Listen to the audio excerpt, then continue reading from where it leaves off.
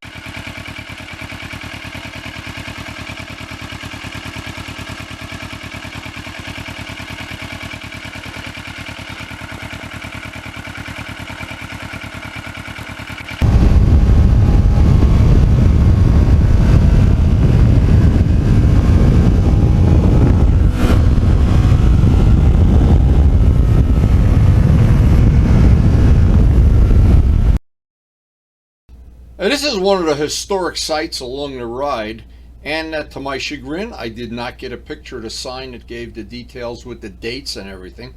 But if you look real close, it has the look of Dale's. The ice house behind Dale's house. It's at least a 200-year-old house. It was really decorated nicely. I took a real close look at it, and it looked like it was something that would be, if it was open to the public, I'd even like to go and see it. But it really was nicely maintained, and along our route there are several of these sites, and I think I'm going to start taking pictures of as I go along and try to document. But I forgot to get the picture to sign with the details today.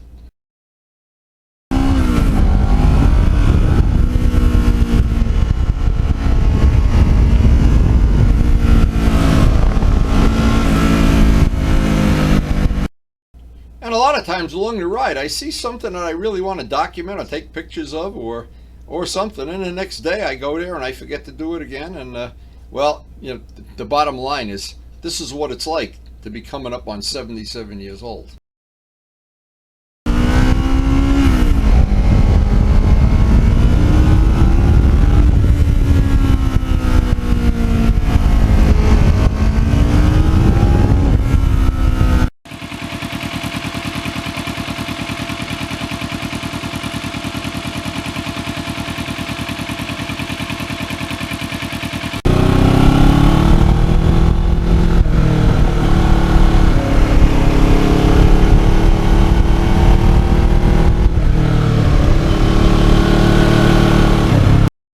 Now, I just really enjoy the back roads in this area, the low traffic, relatively low law enforcement, but there certainly is some, and that's why we have the Valentine. Without the Valentine, I don't think I would be able to enjoy the ride anywhere near as much.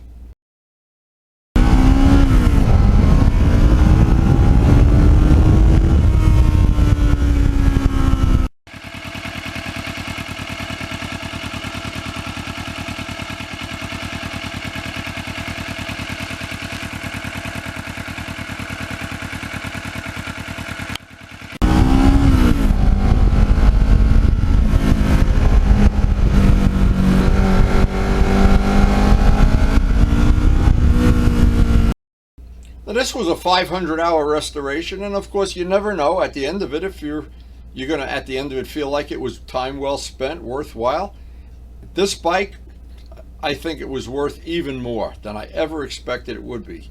This bike was worth every minute.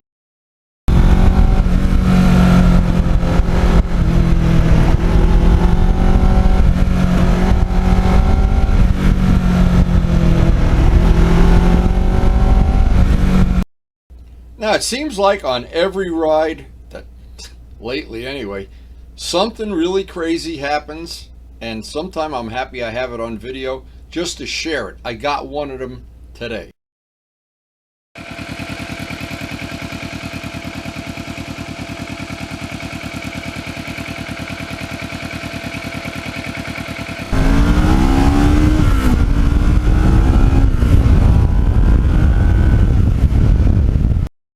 And one of the things you might have noticed on the videos, if you've seen many of them, is there's a lot of landscapers in this area, and they park their truck right out almost in the middle of the road sometimes, and there's always a surprise around those landscaping trucks.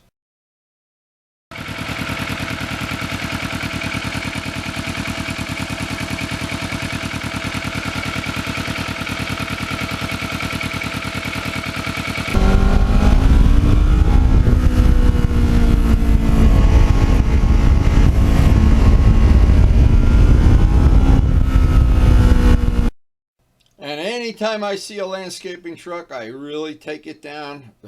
I know, and you'll see right away what happened when those guys aren't paying it. I'm not paying attention.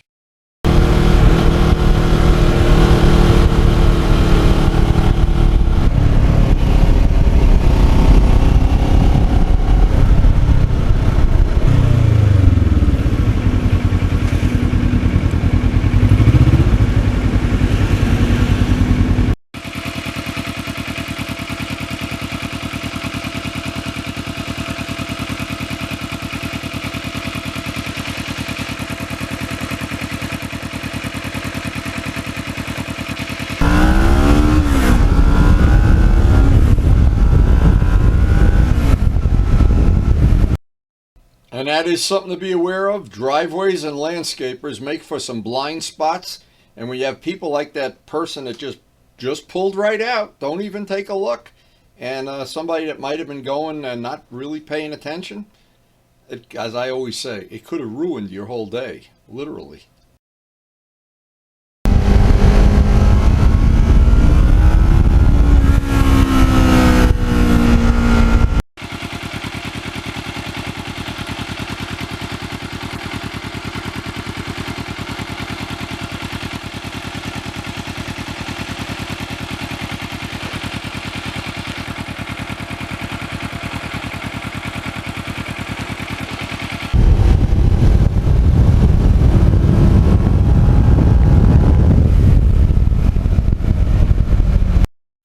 The protocols for me are in this area. When I'm in an area where there's a lot of driveways or landscapers or whatever, there's just no substitute for really being alert. Really being alert. And that was one today that I'm glad I wasn't daydreaming too much.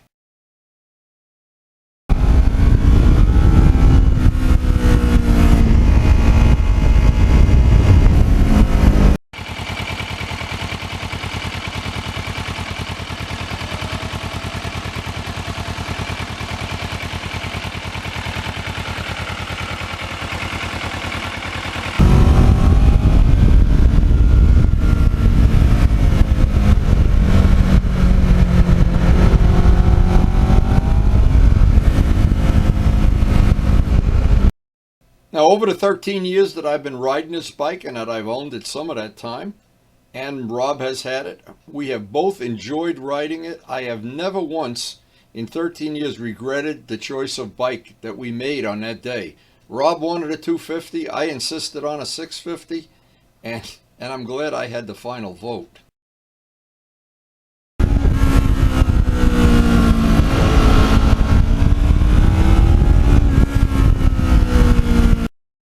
And I always say this bike is like a sleeper. It's an underdog.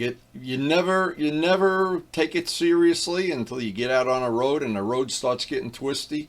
And then when it gets even twistier and back roady, it comes into its element. It is really a sneaky good bike. Kawasaki, congratulations.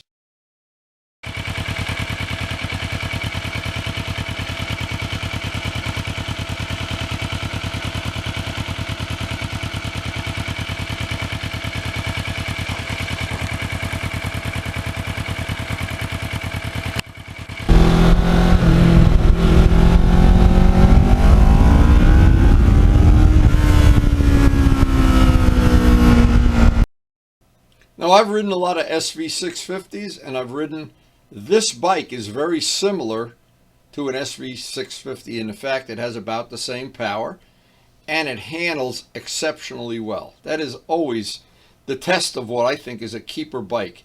When it handles well and you have confidence in it, you tend to keep it.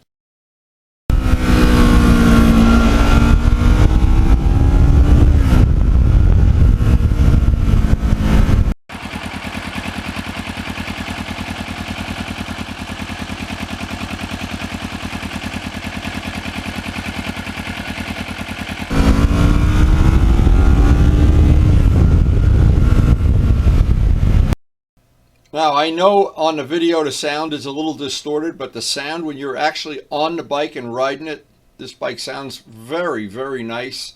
It's an uneven firing twin, and it's got, like an SV650, the sound is very captivating from the driver's seat.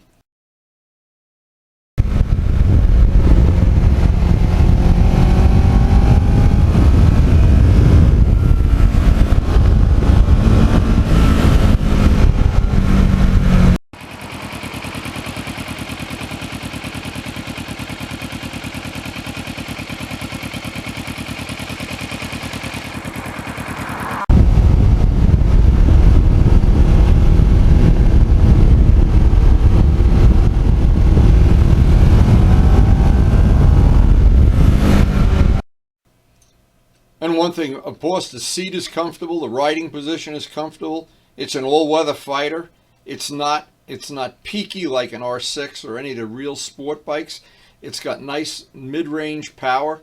It comes out of corners. You can just hold the throttle wide open. It really is an exceptional, I think, an exceptional motorcycle.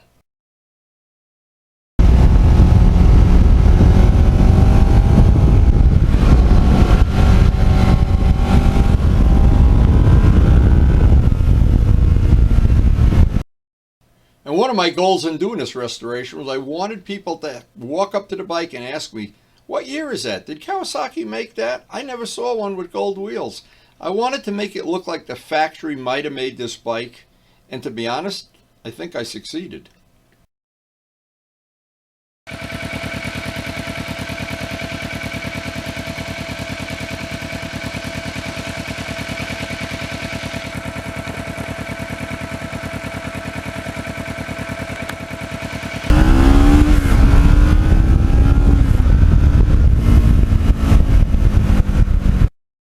And what I do every time I have to take the fairing off for any reason at all, I get in there and run the buffer or do it by hand, polish the pipes. But once they're polished, maintaining them is really pretty easy.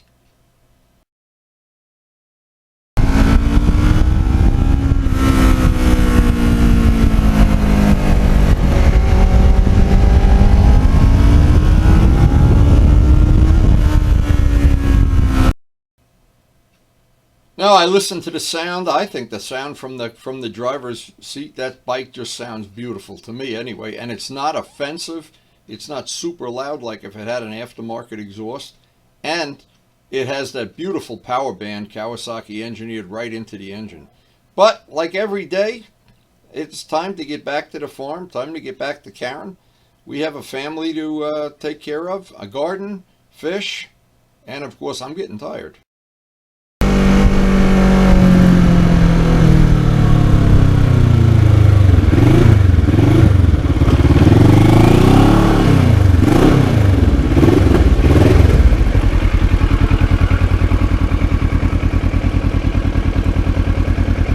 How's everything in the pickle factory? Perfect. Let's have some lunch on the porch. Oh, crepe myrtle is starting to bloom. KARYN just checked it out. Wow. Nice. Another beautiful day in the record books. Just the weather right now just couldn't be any nicer. It's unbelievable. We've had so much nice weather in the last couple of weeks. And I hope you've been enjoying sharing these little rides with us, these little parts of our life, our farm, our cucumbers. What's not to like? Anyway, and we're really only in the beginning of this season, so we've probably got 3 more months of this. And summer here, the summer months, just beautiful in this part of the country, this time of year. Flowers are blooming. We're riding motorcycles every day. The fish are happy.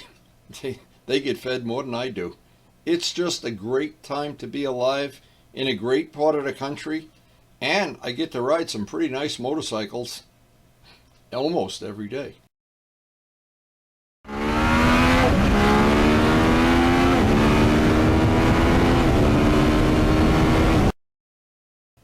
But the question is always, why would you spend hundreds of hours restoring these old bikes?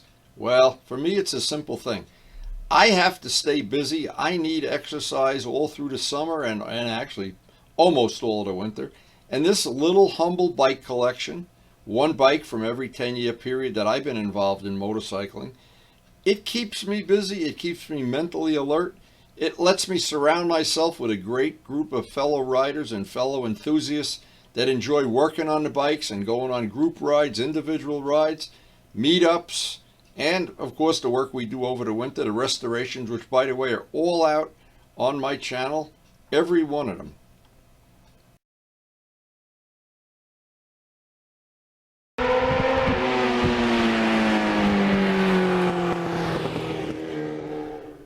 And thanks so much for watching.